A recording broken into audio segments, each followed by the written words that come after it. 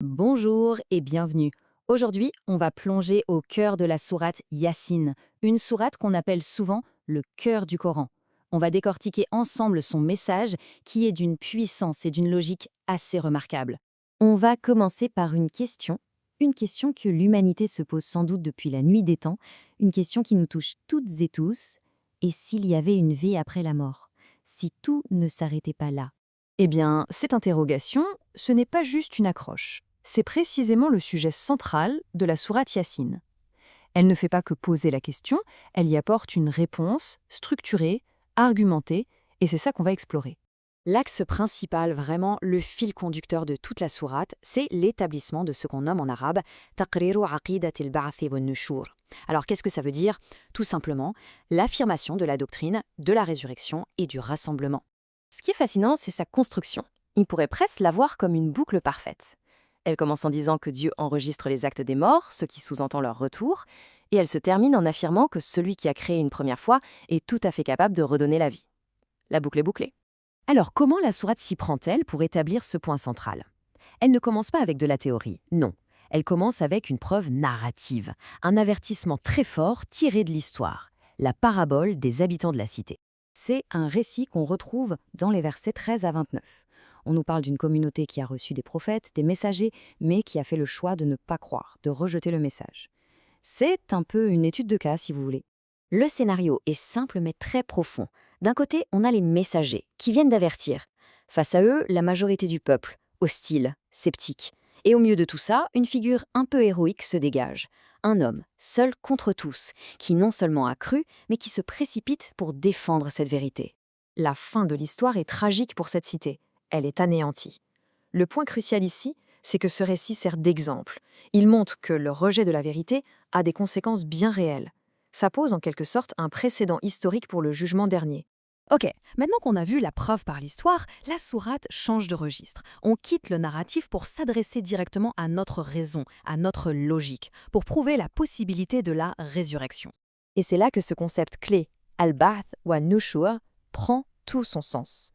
La sourate va maintenant nous donner des arguments rationnels pour soutenir cette idée en s'appuyant sur des choses qu'on peut observer tout autour de nous. L'argumentation commence par une analogie qui est d'une puissance incroyable. Le verset 33 nous invite à regarder un phénomène naturel, une terre complètement sèche, morte, qui reprend vie dès que la pluie tombe dessus. Le message est limpide. Si Dieu a le pouvoir de faire revivre la terre, pourquoi n'aurait-il pas le pouvoir de faire revivre les êtres humains? Et cet argument ne se limite pas à la terre sous nos pieds. Non, il prend de l'ampleur, il s'élargit à tout l'univers. La sourate nous invite à lever la tête et à regarder les signes de la puissance divine qui sont partout dans le cosmos. Les versets qui suivent énumèrent toute une série de ces signes, l'enchaînement parfait de la nuit et du jour, le soleil, la lune, qui suivent des orbites d'une précision folle, et même des choses qui nous paraissent banales aujourd'hui, comme le bétail qui nous sert ou même le fait de pouvoir faire du feu à partir de bois. Tout ça est présenté comme une preuve. Le raisonnement derrière tout ça est implacable. Cet ordre, cette précision, cette utilité, tout ça suggère une intelligence et une puissance qui nous dépassent. Un système aussi parfait ne peut pas être le fruit du hasard, et celui qui a orchestré tout ça a, sans le moindre doute, le pouvoir de nous ressusciter. Donc, si on récapitule la structure de l'argumentation, on voit que c'est très bien construit. On part d'une leçon tirée de l'histoire, on passe à une preuve par analogie avec la nature, puis on élargit le champ aux signes dans l'univers. Toutes ces étapes construisent un dossier très solide qui mène à une seule conclusion. La résurrection est une réalité. Donc toutes ces preuves nous amènent à cette conclusion inévitable. Mais la sourate ne s'arrête pas là.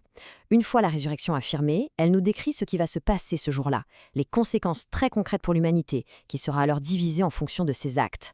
Et là, le contraste est saisissant. D'un côté, on décrit pour les croyants un état de paix, des jardins, une proximité avec Dieu.